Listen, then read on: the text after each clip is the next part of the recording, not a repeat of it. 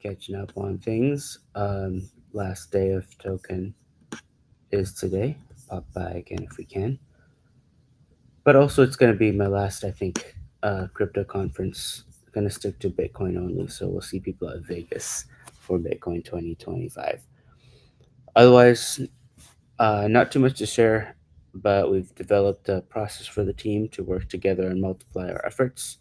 Um, it's it starts with just listing your values, getting into what our top priorities are for the business, breaking that up, and then letting people come up with their own goals, objectives, verifying that, making sure the team's all good, and then going off to go do it.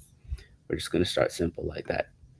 It's funny, like it's like little checklists or small just processes help to kind of put something in place that people can rally around or like refer to or really have an expectation of. And I think that's what's actually more important than anything else. And funny enough, easier than I thought. In many ways, delegation has been hard, but I'm learning to trust the process to allow delegation to occur. In other news, checked out Team Lab here in Abu Dhabi, and that was an amazing experience as well. At the same time, we found that Pizza Hut pays their employees like Canadian $3.50 an hour here, but they charge the same like $25 plus for its pizza. Um, yeah, like there's a huge margin there somewhere that people are really making money here.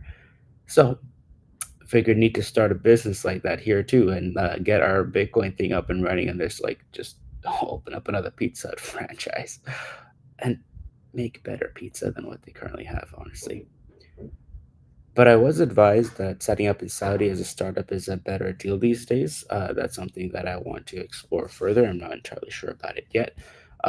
In general, though, I think the market right now is the US, and we have a Delaware company set up for the Bitcoin lending setup. And people are, worldwide are still more than happy to use it. US Delaware company. Um, and this just goes back to like grass always seems greener on the other side, but it's nice to kind of take a quick excursion just to make sure it's not that much greener, or if it is greener, um, you don't want to regret it, but you want to go try it, come back, and just focus on what really matters.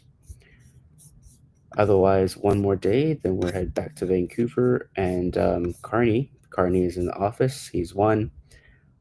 So I don't know. I think we're just gonna expect more printing money. I mean, we're gonna probably get more building and housing coming up, but we're just going to get more printing of money. How else are you going to deal with the tariff if you're not going to like cut taxes and build and boost business? And maybe he just figures out like a tariff deal with the U.S. At the end of the day, it doesn't really matter who's in office. I do believe we need to unlock Canada's natural resources, boost our defense spending, dig into our connections worldwide, and scientific research and world-renowned universities to really put us on a stronger footing.